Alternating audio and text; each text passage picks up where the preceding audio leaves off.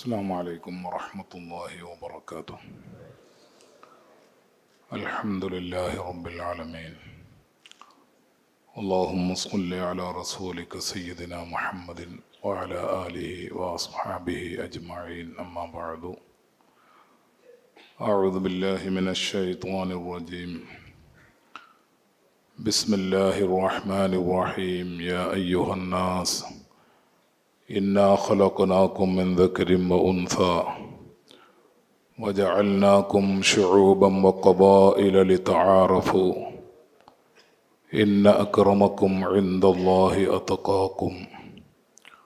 صدق الله مولانا العظيم.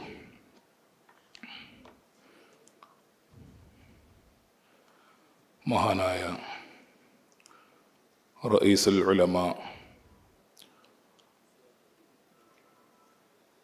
ഏറ്റവും ബഹുമാനമുള്ള സുൽത്താനുൽ ഉലമ ശൈഖുന അവറുകളെ,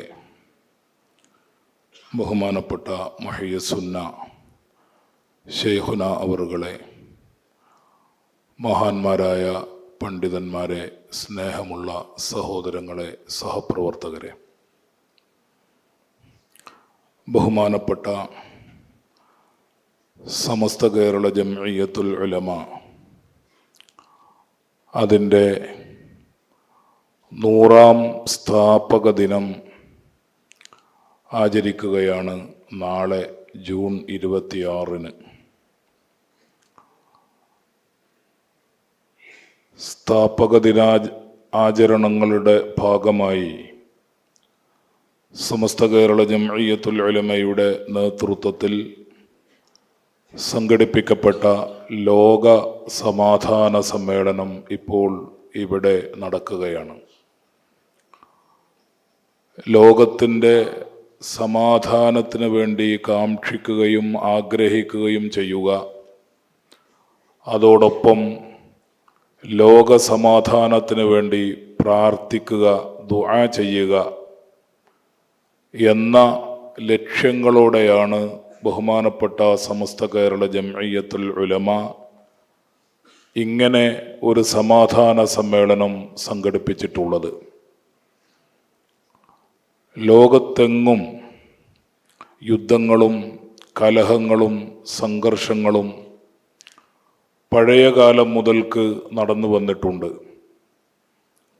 എല്ലാ യുദ്ധങ്ങളും സംഘർഷങ്ങളും പ്രത്യേകമായ പ്രശ്നങ്ങളുടെ പരിഹാരം തേടിയാണ് നടക്കാറുള്ളതെങ്കിലും ആധുനിക കാലഘട്ടത്തിൽ നടക്കുന്ന യുദ്ധങ്ങളും സംഘർഷങ്ങളും പരിഹാരമല്ല, സംഹാരമാണ് ലോകത്ത് ഉണ്ടാക്കുന്നത് എന്ന സന്ദേശം ലോകത്തോട് വിളിച്ചു പറയുകയാണ് സമസ്ത കേരള ജംഇയ്യത്തുൽ ഉലമ. ലോകത്ത് കഴിഞ്ഞ 5000 വർഷങ്ങളുടെ ചരിത്രമെടുത്താൽ 1.5 ലക്ഷം യുദ്ധങ്ങൾ നടന്നതായി ചരിത്രകാരന്മാർ രേഖപ്പെടുത്തിയിട്ടുണ്ട്. 1.5 ലക്ഷം യുദ്ധങ്ങളിലായി 3500 ദശലക്ഷം മനുഷ്യർ കൊല്ലപ്പെട്ടതായാണ് കണക്ക്. 3500 ദശലക്ഷം മനുഷ്യർ എന്ന് പറഞ്ഞാൽ ആധുനിക കാലഘട്ടത്തിലെ എത്ര രാജ്യങ്ങളിലെ ജനസംഖ്യയാണ് അതെന്ന് നാം ഓർത്തു നോക്കണം. അത്രയും വലിയ ജനസംഖ്യ യുദ്ധങ്ങളാൽ പല കാലങ്ങളിലായി നശിപ്പിക്കപ്പെടുകയും സംഹരിക്കപ്പെടുകയും ചെയ്തിട്ടുണ്ട്. ആളുകൾ കൊല ചെയ്യപ്പെടുന്നു എന്നതിനപ്പുറം രാജ്യത്ത് സമ്പത്ത് നഷ്ടപ്പെടുന്നു, ജലാശയങ്ങൾ മലിനീകരിക്കപ്പെടുന്നു, വീടുകളും കെട്ടിടങ്ങളും തകർക്കപ്പെടുന്നു, പാരിസ്ഥിതികമായ ദീർഘകാലാടിസ്ഥാനത്തിലുള്ള ആഘാതങ്ങൾ സൃഷ്ടിക്കപ്പെടുന്നു. അങ്ങനെ ലോകരാജ്യങ്ങളെ 10-50 വർഷം പിറകോട്ട് തള്ളിവിടുന്ന വലിയ ആഘാതങ്ങൾ യുദ്ധം കൊണ്ട് സംഭവിക്കുന്നു എന്ന് നമുക്കറിയാം. യുദ്ധം പരിഹാരമല്ല എന്ന തലവാചകം നാം ഉയർത്തിക്കാട്ടുമ്പോൾ നിരുപാധികം യുദ്ധം പരിഹാരമല്ല എന്ന് പറയുകയല്ല. അതേസമയം ഇന്ന് യുദ്ധങ്ങളുമായി ബന്ധപ്പെട്ട് നാം വായിച്ചു കൊണ്ടിരിക്കുന്ന കാര്യങ്ങൾ, നാം കേട്ടുകൊണ്ടിരിക്കുന്ന കാര്യങ്ങൾ, നാം കണ്ടുകൊണ്ടിരിക്കുന്ന കാര്യങ്ങൾ, നമ്മുടെ തന്നെ അനുഭവങ്ങൾ, വായനാനുഭവങ്ങൾ, നാം കാണുന്ന കാര്യങ്ങൾ, കേട്ടുകൊണ്ടിരിക്കുന്ന കാര്യങ്ങൾ, അതെല്ലാം യുദ്ധം പരിഹാരമല്ല എന്ന തലവാചകത്തോട് ചേർത്ത് വെച്ചാൽ നമുക്ക് കിട്ടുന്ന ഉത്തരമാണ് ആധുനിക കാലത്തെ നടന്നുകൊണ്ടിരിക്കുന്ന യുദ്ധങ്ങൾ പ്രശ്നങ്ങളുടെ പരിഹാരം എന്നതിൻ്റെ അപ്പുറത്തേക്ക് സംഹാരമായി മാറിക്കൊണ്ടിരിക്കുന്നു എന്ന കാര്യം.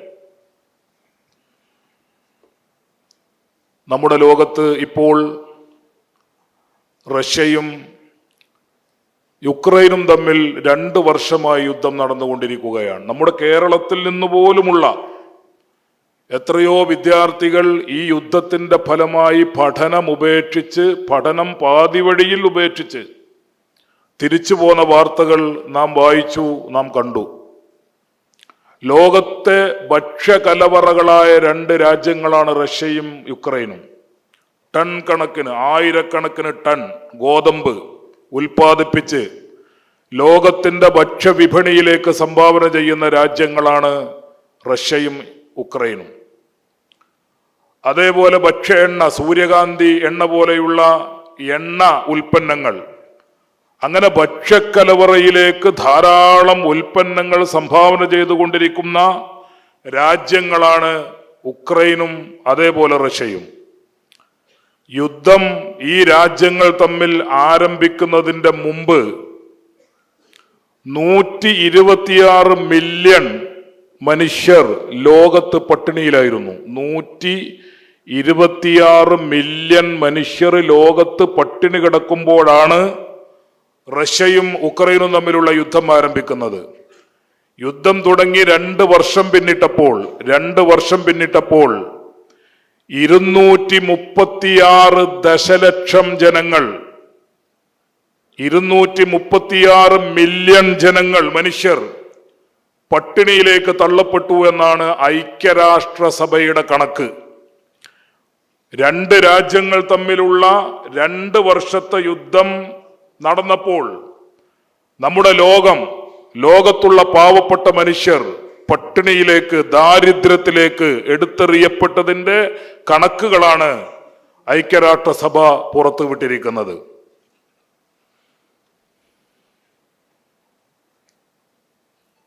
ഇങ്ങനെ ലോകത്ത് ഓരോ യുദ്ധവും പരിശോധിച്ചാൽ സംഹാരങ്ങളുടെയും നാശങ്ങളുടെയും കണക്കുകൾ. ഗസയും ഇസ്രയേലും തമ്മിൽ യുദ്ധം നടന്നുകൊണ്ടിരിക്കുന്നു. യുദ്ധം എന്ന് പറയാമോ എന്ന് എനിക്കറിയില്ല. ഗസ എന്ന് പറയുന്നത്, ഫലസ്തീൻ എന്ന് പറയുന്നത് ഒരു രാജ്യമല്ല. അതൊരു രാജ്യമാണ് എന്ന് സങ്കല്പിക്കുകയാണെങ്കിൽ പോലും ആ രാജ്യം ഭരിക്കുന്നത് ഹമാസ് അല്ല. ഹമാസ് എന്ന് പറയുന്നത് ഒരു സായുധ ഗ്രൂപ്പ് മാത്രമാണ്. ആ സായുധ ഗ്രൂപ്പിനോട് പോരാടുന്നു എന്ന് ലോകത്തെ തെറ്റിദ്ധരിപ്പിച്ചുകൊണ്ട് ഏകപക്ഷീയമായ ആക്രമണങ്ങൾ, ഏകപക്ഷീയമായ കൊലപാതകങ്ങൾ, സ്ത്രീകളും കുട്ടികളും വൃദ്ധന്മാരും.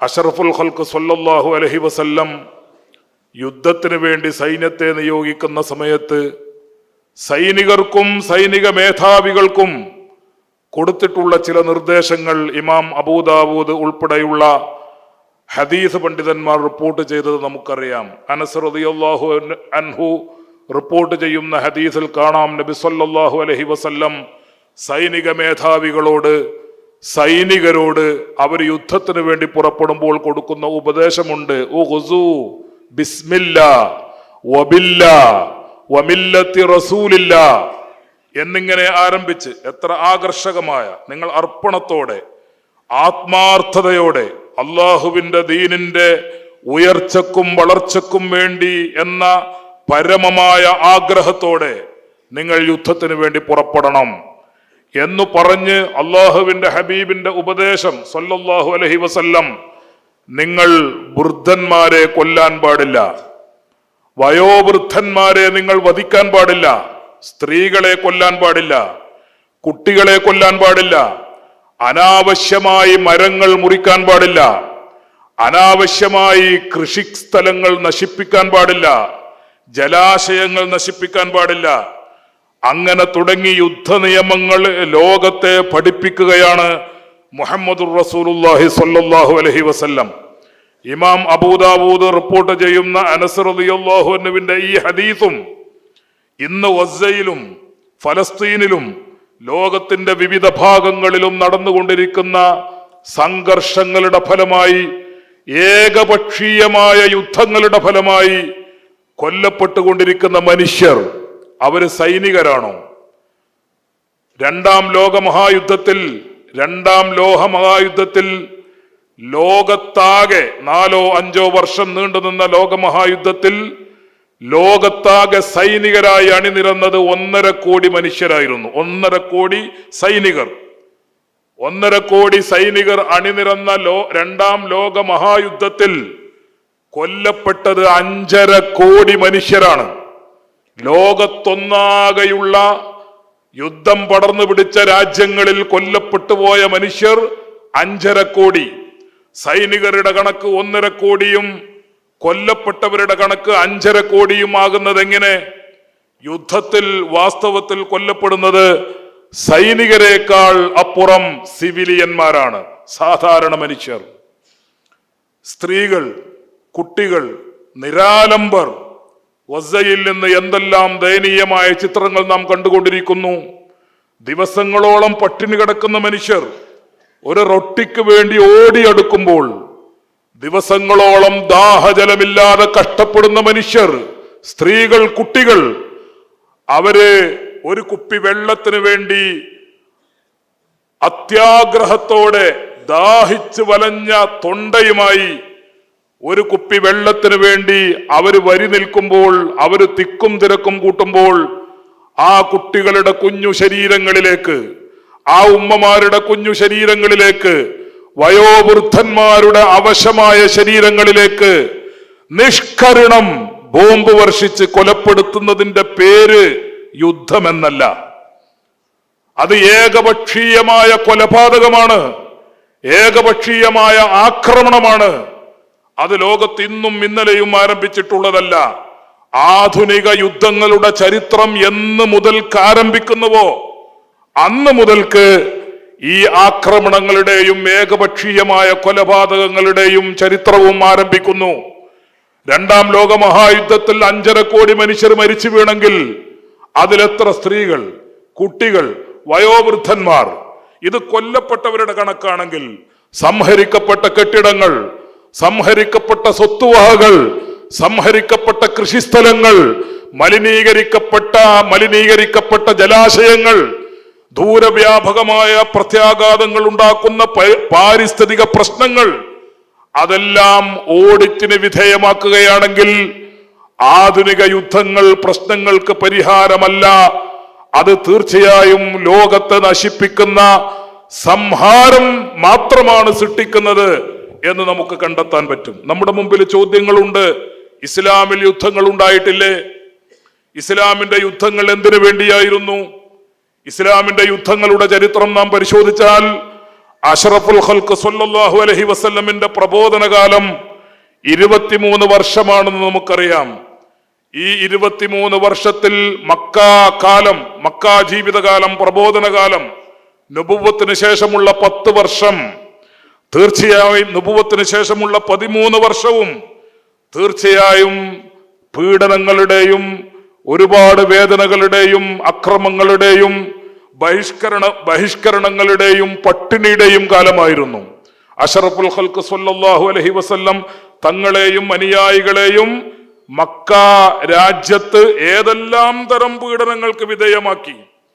ബഹുമാനപ്പെട്ട യാസിർ കുടുംബം, സുമയ്യ റളിയല്ലാഹു അൻഹ, അബൂജഹലിന്റെ കുത്തും പാരയുമേറ്റ് പിടഞ്ഞു മരിച്ച് ആ കുടുംബത്തിലെ മക്കൾ ഞങ്ങൾക്ക് പ്രതികാരം ചെയ്യാമോ എന്ന് ചോദിച്ചുകൊണ്ട് അഷ്റഫുൽ ഖൽഖിനെ സമീപിക്കുമ്പോൾ സബ്റൻ യാ ആല യാസിർ ഫഇന്ന മൗഇദകുമുൽ ജന്ന എന്ന സമാശ്വാസ വാക്കുകൾ പറഞ്ഞ് നിങ്ങൾ ക്ഷമിക്കണം, പ്രതിരോധിക്കുവാനും ആക്രമിക്കുവാനും പകരം ചോദിക്കുവാനും സമയമായിട്ടില്ല, നിങ്ങളുടെ ക്ഷമക്ക് പ്രതിഫലം സ്വർഗമാണ് എന്ന് പറഞ്ഞ് യാസിർ കുടുംബത്തെ ആശ്വസിപ്പിച്ച ചരിത്രം നമുക്കറിയാം.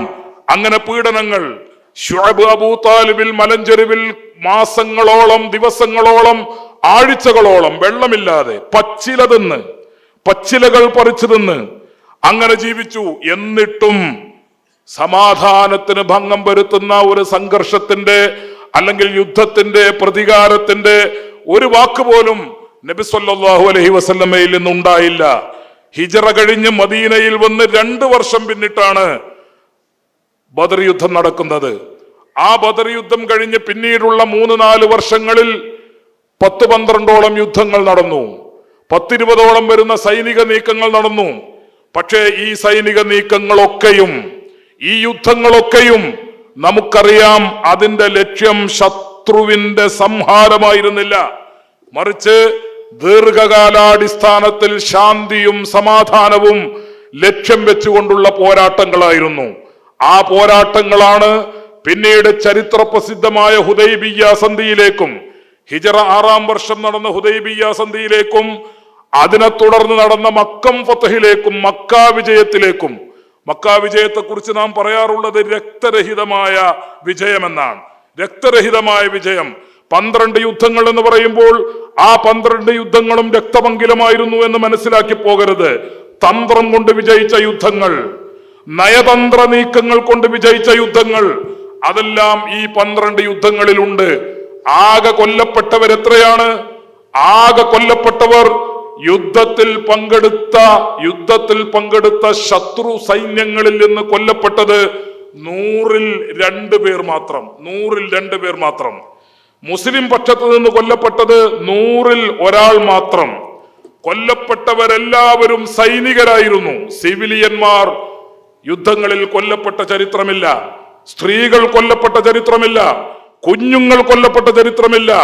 ജലാശയങ്ങൾ മലിനീകരിക്കപ്പെട്ട ചരിത്രമില്ല.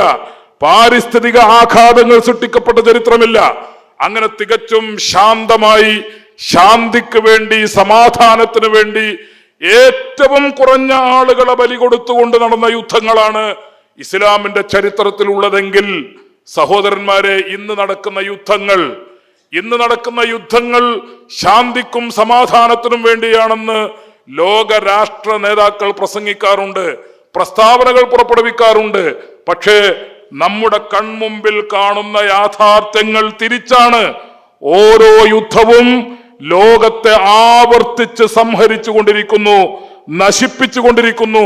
യുക്രൈൻ റഷ്യ യുദ്ധം അവസാനിപ്പിക്കാൻ വേണ്ടി നാം ഇവിടെ പ്രാർത്ഥന നടത്താൻ പോവുകയാണ്.